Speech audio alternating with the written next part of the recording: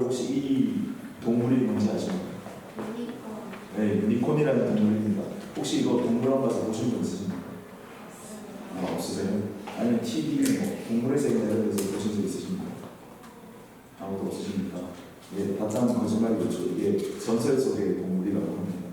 이 유니콘은 머리에 뿔 하나가 이렇게 크게 달린 말인데 이게 전설 속의 동물이고, 옛날에 이게 어떻게 생겼냐면 한 그 사이비 종교에서, 드루이드 교라고 하는 사이비 종교에서 어떤 그 믿는 사람들로부터 전해진 전설 속의 말이라고 해요. 근데 이 뿔에 뭐가 있냐면 마법의 힘을 발휘할 수 있는 큰 힘이 있다고 합니다. 그래서 이 뿔을 딱 가지면 만물의 병을 다 고칠 수 있는 능력이 있었다고 합니다.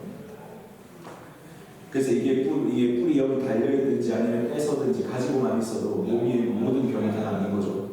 이게 전설이잖아요. 근데 웃긴 게 뭐냐면 실제로 200년 전까지만 해도 이 뿔 가루가 팔렸다고 해요. 웃기지 않습니까? 되게 웃기죠.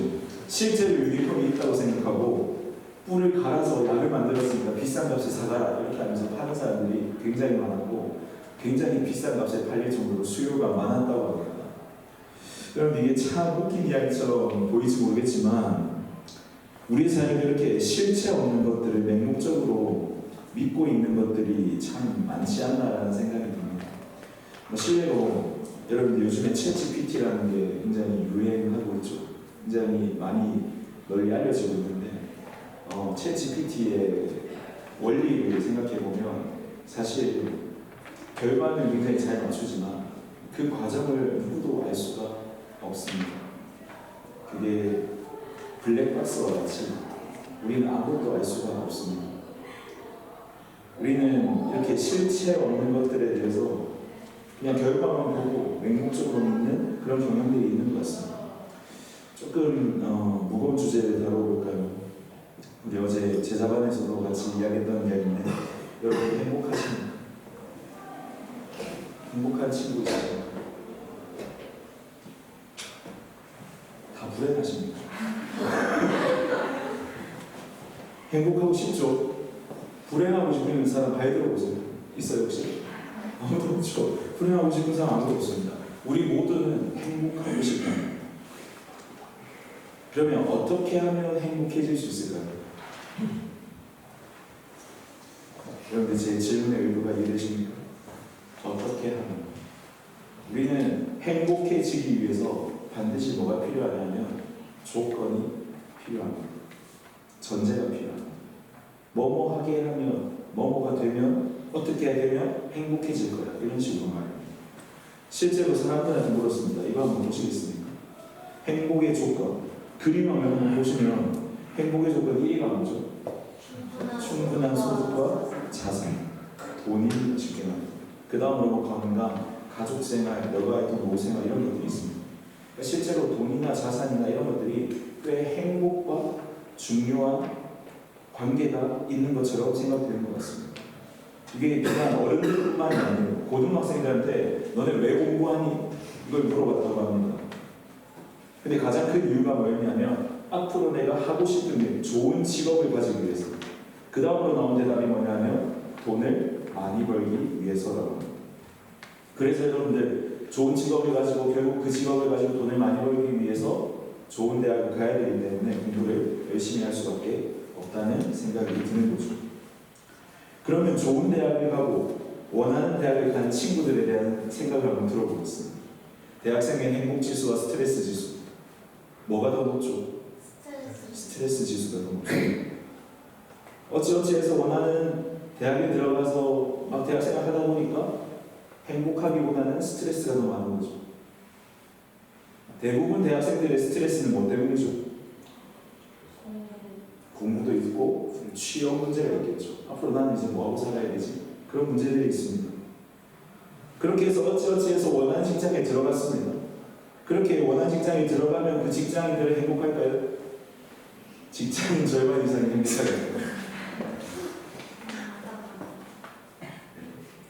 행복하지 않다고 합니다. 특히 여기 보이십니까? 20대 직장인들이 가장 행복하지 않다고 합니다. 우리는 결국 이런 거죠. 우리는 이것만 하면 행복해지겠지라고 생각했던 것들을 얻는다고 해서 또는 우리가 뭔가를 한다고 해서 행복해질 수 있는 존재는 아닌 것 같습니다. 조금 가슴 아픈 이야기인데요. 한 연예인이 있었습니다. 한류 스타로 엄청나게 성공을 하고 전 세계를 다니면서 공연을 하고 엄청난 돈을 벌고 엄청난 명예를 얻었습니다. 남들이 생각하기에 이 사람은 원하는 꿈도 성취했고 돈도 많이 벌어서 노후까지 별 걱정 없이 살 수 있는 사람 중에 한 명이었습니다. 네, 여러분들 이 글의 내용이 보이십니까? 이 글이 뭐냐면 그 사람의 유서입니다. 그 사람이 28살에 죽었는데 자살을 했는데 그 사람이 작성한 유서입니다. 내용을 보면 나는 속에서부터 고장났다. 나는 나를 미워요. 근데 아무도 나를 이해하지 못한다. 그래서 힘들다. 이제 그만하고 싶어. 안녕. 이렇게 글을 마감합니다. 여러분들 행복이 뭔 것 같습니까? 우리가 지금 생각하고 있는 행복, 이게 과연 절대적인가? 이거라면 행복해질 거야 라고 생각하는 행복의 조건들을 쫓아서 우리가 살고 있지는 않은가? 아니면 오히려 우리가 어떤 실체 없는 행복의 조건을 채우기 위해서 우리의 삶의 모든 것을 쏟고 있는 것은 아닌가? 이런 질문을 가지고 오늘 우리 말씀을 좀 보기 원합니다. 오늘 우리가 읽었던 이 본문의 말씀은 엘리야라는 선지자에 대한 이야기입니다. 엘리야라는 선지자는 이스라엘이 두 나라로 분열됐죠. 남쪽과 북쪽으로 분열됐는데 북쪽 나라의 선지자입니다. 하나님이 다스리시는 이 북이스라엘의 그 당시의 왕의 이름은 아합이라는 왕이었는데 이 아합이 어떤 왕이었냐면 하나님 보시기에 아주 악한 왕이었습니다. 하나님 가장 싫어하시는 게 뭐죠? 우상숭배. 맞아요. 하나님 외에 다른 것을 사랑하는 것은 하나님은 결코 눈 뜨고 못 보시는 분인데 이 아합은 바알이라는 우상과 아세라라는 신을 하나님과 함께 섬기는 사람이었습니다. 이 시대 사람들 한번 생각해보죠. 이 시대가 한 2700년 전, 거의 한 3000년 전이라고 생각했을 때 그 사람들에게 가장 중요한 게 무엇이었을까요? 먹고 사는 것이었겠죠.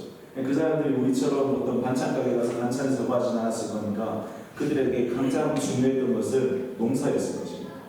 그 농경 사회에서 가장 중요한 게 뭐죠?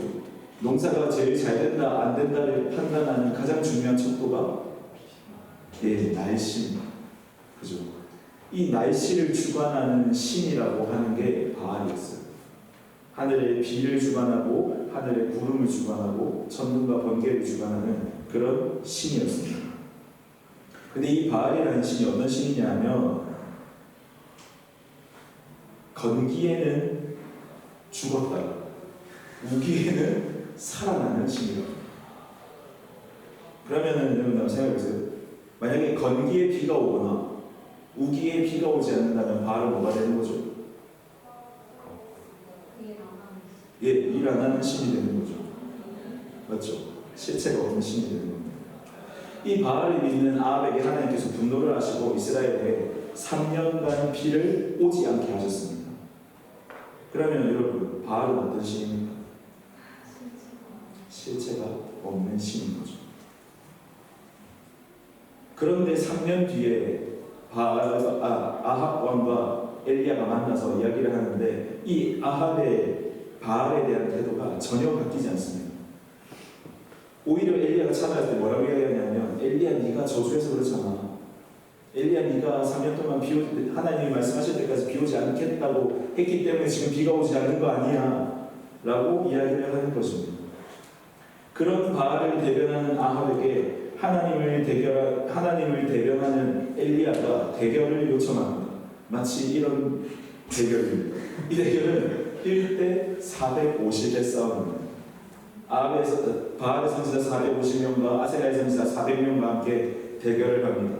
어떤 대결이냐면 이렇게 선포합니다. 21절 말씀에 보면은 어떻게 선포하냐면 너네 언제까지 양쪽의 다리를 거치고 머뭇거리고 있을래? 주님이 하나님이면 주님을 따르고 바알이 하나님이면 그를 따르라. 모든 백성이 보는 앞에서 이렇게 선포합니다. 근데 재밌는 건 뭐냐면 백성들의 대답이에요. 백성들이 이 말을 들었으면 어떻게 해야 돼요? 내가 믿는 신이 바알이라면 바알을 믿는다면 이 말을 듣고 어떻게 해야 되죠?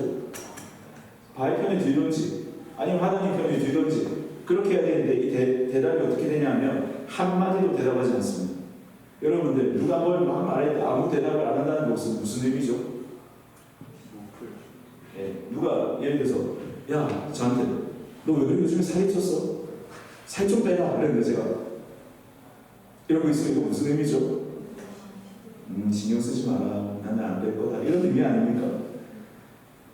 백성들 입장에서 한마디도 하지 않았다는 것은 결국 그들이 양다리 걸치지 않겠다는 그 의지가 전혀 없다는 걸 표현하는 게 아닐까 라는 생각이 듭니다. 이스라엘 입장에서 생각해보면 양다리 걸치면 좋습니다. 때에 따라서 선택할 수 있거든요. 때에 따라 선택하고 상황에 따라서 선택할 수 있는 신이 있다는 사실 자체가 그들에게는 굉장히 좋았던 거죠. 그런 백성들에게 오늘 엘리야는 하나만 선택하라 이렇게 이야기를 하고 있습니다. 이런 반응을 본 엘리야는 이제 어떻게 하냐면 소 2마리를 이제 제사를 지내자 나무 위에 올려놓고 각각 제사를 지내자라고 대결을 요청합니다. 단 어떤 룰이 있냐면 제사를 지낼 때 보통 이 짐승을 어떻게 하죠? 불에 태워서 하나님께 제사를 드리죠. 근데 이 제사를 드릴 때 불은 쓰지 말자. 그리고 어떻게 하냐면 너는 바알의 이름을 부르고 나는 하나님의 이름을 부르겠다. 그때 불을 보내셔서 응답하시는 신이 진짜 하나님이다. 이렇게 대결을 합니다. 그때 바알의 선지자들 역시 다 흔쾌히 대결을 승낙합니다. 근데 엘리야는 굉장히 자신이 있었어요. 그래서 어떻게 하냐면 너네 먼저 해라. 나는 나중에 할게. 이렇게 하고 너네 먼저 넌 450명이잖아. 먼저 해라. 이렇게 하면서 굉장히 여유를 부립니다. 그때 바알의 선지자들의 반응이 굉장히 재밌습니다. 아침부터 낮까지 바알의 이름을 부릅니다. 근데 아무런 대답이 없습니다. 대답이 없자 어떻게 하냐면 이제는 돌면서 그 소를 돌면서 춤을 추면서 신의 주목을 요청합니다. 그래도 대답이 없을 때 엘리야가 그들을 조롱합니다. 27절 말씀인데요. 같이 한번 읽어보겠습니다. 시작. 한낮이 되니 엘리야가 그들을 조롱하면서 말하였다. 더 큰 소리로 불러보시오. 바알은 신이니까 다른 볼일을 보고 있을지 아니면 용변을 보고 있을지 아니면 멀리 여행을 떠났을지 그것도 아니면 자고 있으므로 깨달아야 할지 모르지 않소. 더 크게 한번 불러봐라. 혹시 지금 너네 신이 바쁠 수도 있고 혹시 용변 뭔지 알죠? 네. 예, 그거 하고 있을지 아니면 자고 있는지 모르지 않냐 이렇게 조롱을 합니다. 여러분 이런 행동들이 신이 하는 행동입니까? 신이 용변을 봅니까? 아니잖아요. 신이 자지 않잖아요. 그건 신이 아니잖아요. 전지전능한 신이 아니잖아요. 근데 이렇게 조롱을 해요. 너희가 믿는 신은 신이 아니야. 너희 마음대로 하고 내가 이렇게 조롱을 하는 겁니다. 근데 그 말에 대한 대답이 당연히 어떻게 돼야 돼요? 우리 신 조롱하지 마라 이렇게 돼야 되는 거 아닙니까? 근데 이 대답이 굉장히 재밌습니다. 우리 같이 한번 읽어보겠습니다. 시작. 그들은 더 큰 소리로 부르짖으면서 그들의 예배 관습에 따라 칼과 창으로 자기 몸을 찔렀다. 첫 번째, 더 큰 소리로 부르짖습니다.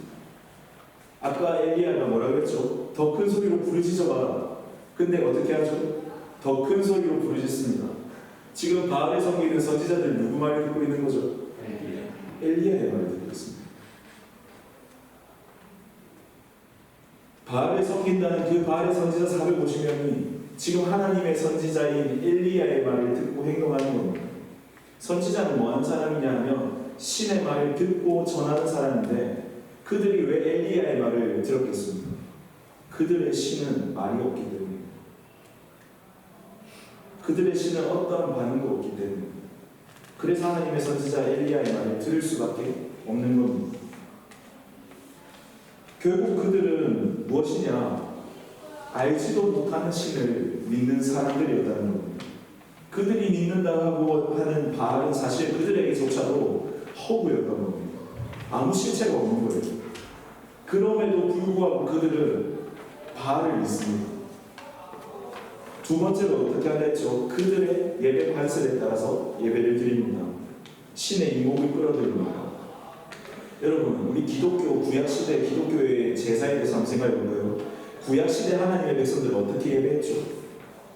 그들에게는 예배의 규범이 있었습니다. 모세를 통해서 하나님께서는 이렇게 예배하라, 토시 하나까지 정확하게 이렇게 예배하고 이렇게 예배하고 이럴 때는 이렇게 예배하라, 하나님께서 말씀해 주셨습니다.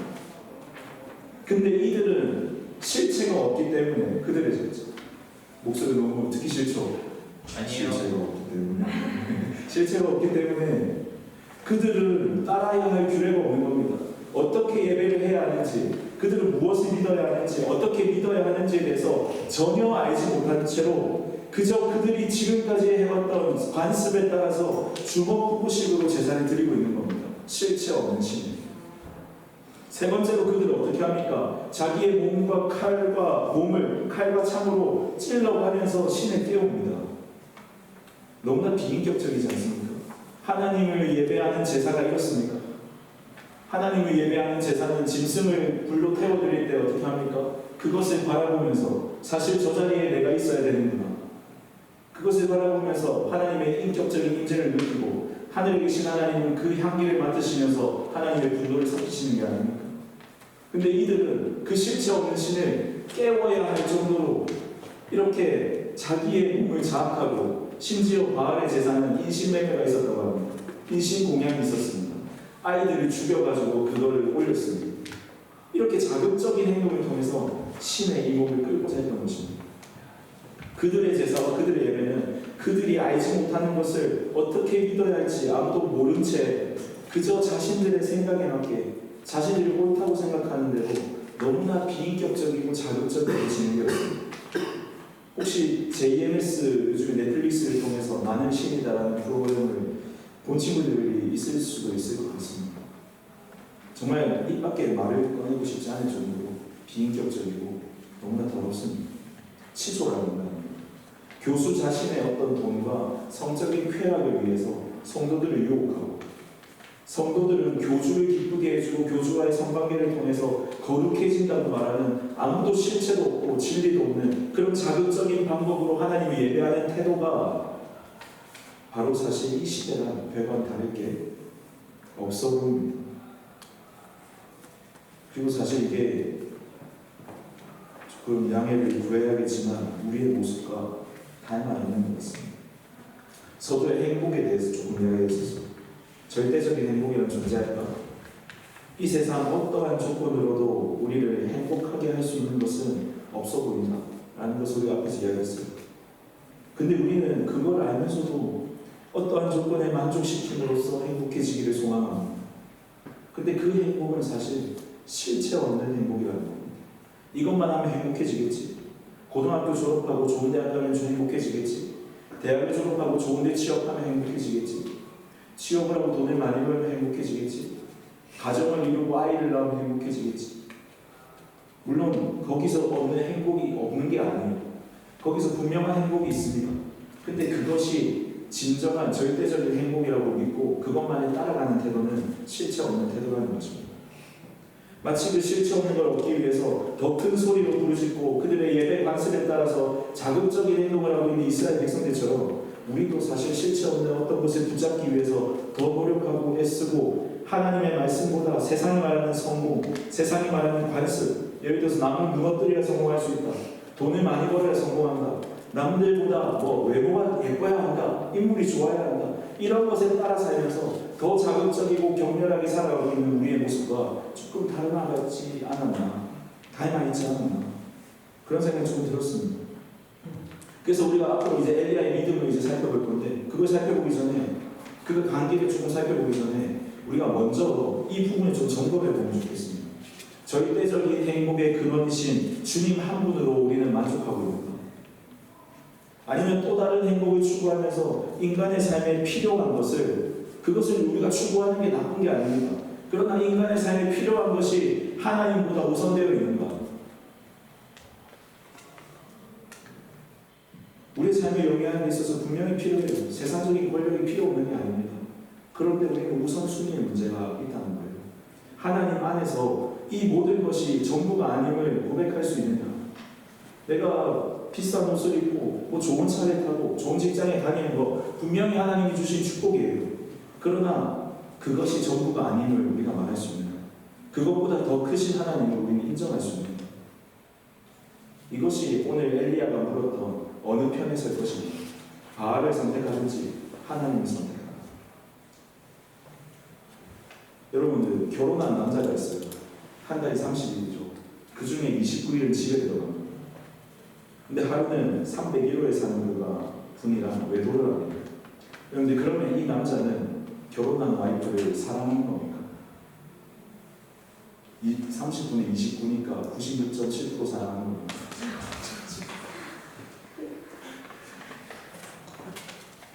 오히려 301호 여자를 사랑하는 거 아닙니까? 그렇지 않나요? 결국 우리의 마음속에 어떠한 우상, 우리가 잡아야 할 것들, 하나님 외에 잡아야 할 것들을 양산해 내는 그 마음의 기저에는 하나님이 필요 없다는 아주 강력한 마음이 숨어 있는 게 아닐까, 그런 생각이 듭니다. 근데 우리가 기억할 것이 있습니다. 그 결말이 어떠냐? 29절에 보면 이렇게 결말이 납니다. 한낮이 지나서 저녁 제사에 드릴 시간이 될 때까지 그들은 미친 듯이 날뛰었다. 그러나 아무런 소리도 없고 아무런 대답도 없고 아무런 기척도 없다. 아무런 말이 없었다.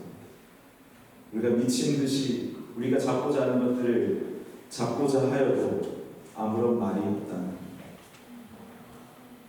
이 우상, 실체가 없고 내가 나를 위해 만들어 놓은 그 신은 반드시 우리를 배신합니다. 배신은 절체절명의 순간, 정말 내가 필요할 때 그는 아무런 대답이 없습니다. 왜냐하면 실체가 없기 때문입니다. 오늘 아까도 말씀드렸지만 이 엘리야의 믿음을 보기 전에 이 부분을 좀 해결했으면 좋겠습니다. 지금 혹시 내가 섬기는 우상, 내가 하나님보다 더 먼저 생각나는 것들, 이거 있으면 이건 해결돼, 이런 것들 우리가 좀 버렸으면 좋겠습니다. 우리가 그런 부분은 제가 강력하게 도전하는 게 버려야 돼요. 왜냐하면 실체가 없기 때문에. 애초에 여러분들, 세상을 창조하신 분이 누구시죠? 하나님이십니다. 이 세상을 움직이는 분도 하나님이세요. 비를 예비하시고 날씨를 예비하시는 분은 하나님이십니다. 근데 아무런 실체 없는 비를 주관하는 바알이라는 신을 자기들끼리 만들어서 섬길 이유가 전혀 없다는 거예요.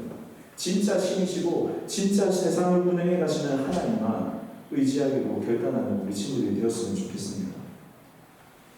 그 의지하기로 결단하는 태도 중에 하나가 저는 이거라고 생각합니다. 요한복음 4장 22절 23절 같이 한번 읽어보겠습니다. 시작. 너희는 너희가 알지 못하는 것을 예배하고 우리는 우리가 아는 것을 예배한다.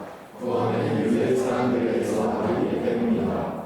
참되게 예배를 드리는 사람들이 영과 진리로 아버지께 예배를 드릴 때가 온다. 지금이 바로 그때이다.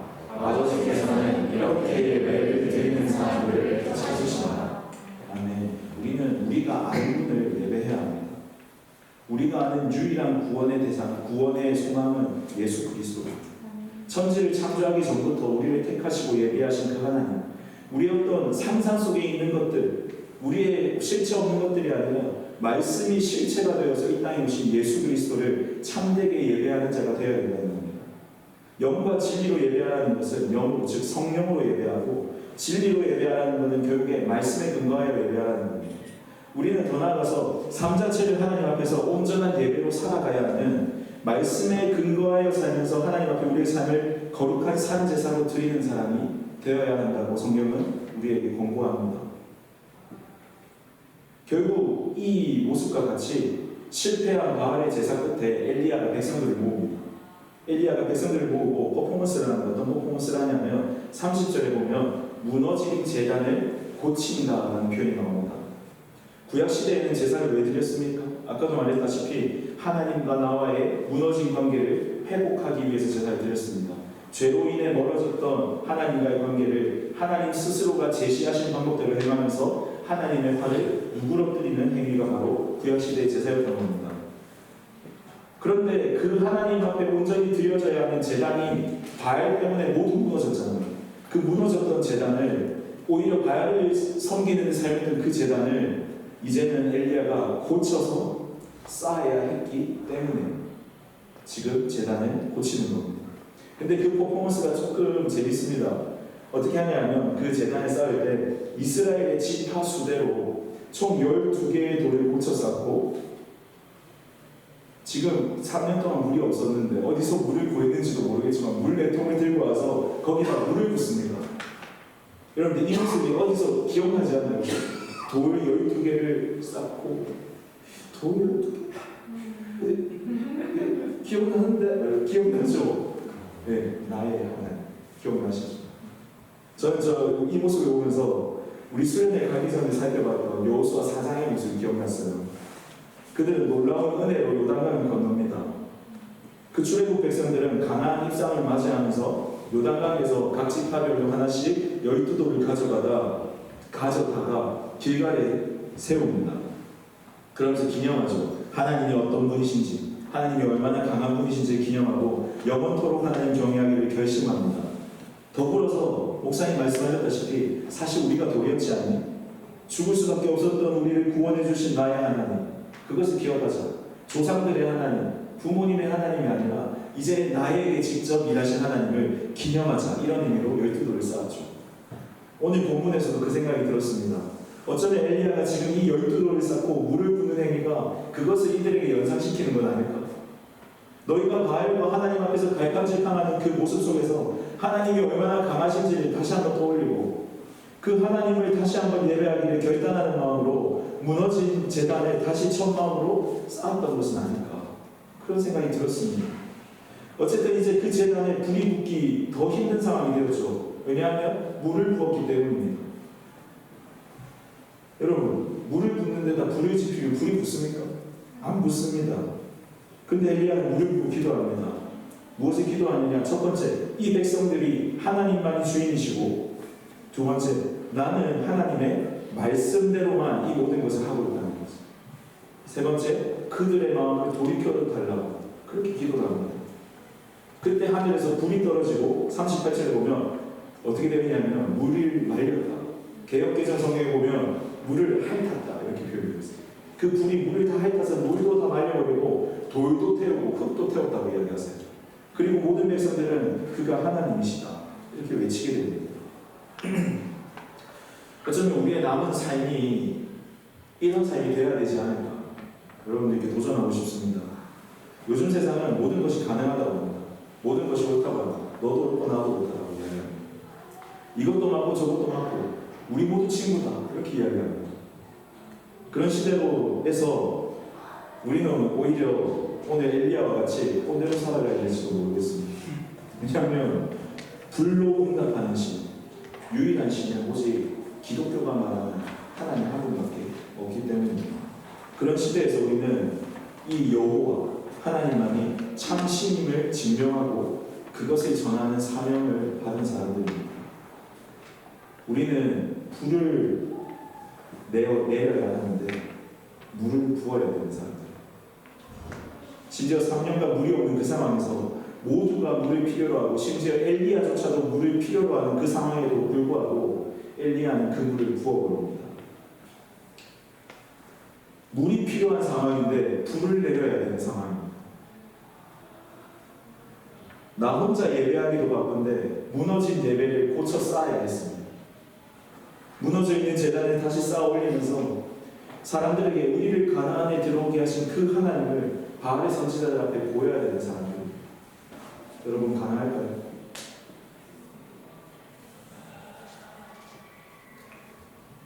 더 나아가서 엘리야라고 뭔가 다를 게 있었을까? 라는 생각이 듭니다. 신약성경 야고보서 5장 17절에 보면은 예수님의 형제 야고보가 엘리야에 대해서 평가하면서 뭐라고 이야기하냐면 엘리야는 우리와 같은 본성을 가진 사람이다 라고 이야기합니다. 다를 게 없다죠. 그럼에도 불구하고 엘리야는 이것을 시행합니다. 왜 엘리야가 그걸 시행할 수 있었을까? 전 성경에서 답을 좀 찾은 것 같아요. 우리 성경에 엘리야가 했던 행동들을 묘사하는 어떤 반복되는 패턴들이 있거든요. 말씀을 같이 한번 읽어보면서 한번 살펴보겠습니다. 한 구절씩 읽어보겠습니다. 시작. 주님께서 엘리야에게 말씀하셨다. 이곳을 떠나서 동쪽으로 가거라. 엘리야는 주님의 말씀대로 가서 데리고 다녔다. 두 번째, 주님께서 엘리야에게 말씀하셨다. 이제 너는 시온에 있는 사르밧으로 가서 거기에서 지내도록 하여라. 세 번째, 주님께서 엘리야에게 말씀하셨다. 가서 아합을 만나라. 찾으셨습니까? 제가 진하게 해놨죠. 말씀대로 갑니다. 말씀하시면 가는 사람이 엘리야.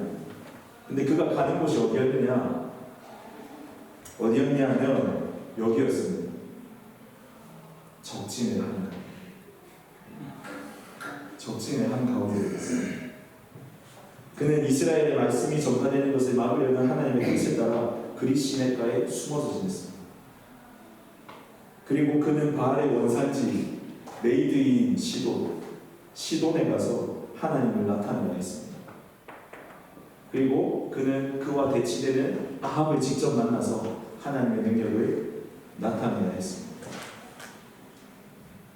결론 말씀 정리하겠습니다. 우리가 말씀을 들고 가야 하는 곳은 어디냐? 바로 복음이 희미해진 곳입니다. 하나님의 영광이 가려진 곳. 세상이 말하는 그들의 주인, 세상이 말하는 그들의 필요 위해서 우리는 삶으로 그들을 다스리는 진정한 주인이 하나님이심을 나타내는 삶을 살아야 합니다. 그리고 담대히 외쳐야 돼요. 이 세상의 유일한 신은 하나님 한 분뿐이라는 것을 외쳐야 됩니다. 그리고 우리가 믿고 우리가 의지하는 십자가의 복음이 정말 우리의 비참한 인생을 바꿀 수 있는 유일한 진리라는 것을 우리가 외쳐야 됩니다. 그리고 예배가 무너진 곳에 가서 다시 예배를 세우고 삶이 무너진 환경 속에서 삶을 세워주는 삶을 우리는 살아야 됩니다. 아까도 말씀드렸다시피 우리가 실체 없는 우상 세우는 일을 이제 그만두고 우리의 삶의 모든 것, 우리의 행복과 우리의 진로와 모든 것이 하나님께 달렸음을 인정하고 그분만이 진정한 우리의 주인 되심을 인정하고 더 나아가서 말씀을 붙들고 말씀에 의지해서 복음이 필요한 곳에 담대히 나아가서 우리의 삶으로 주님을 나타내는 저와 여러분 되기를 간절히 소망합니다. 아멘.